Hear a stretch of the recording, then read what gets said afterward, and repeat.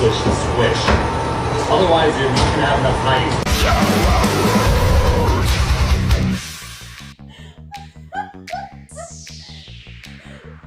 We're gonna have to sell your feet pictures. Oh. Oh, no, no, no, no, no.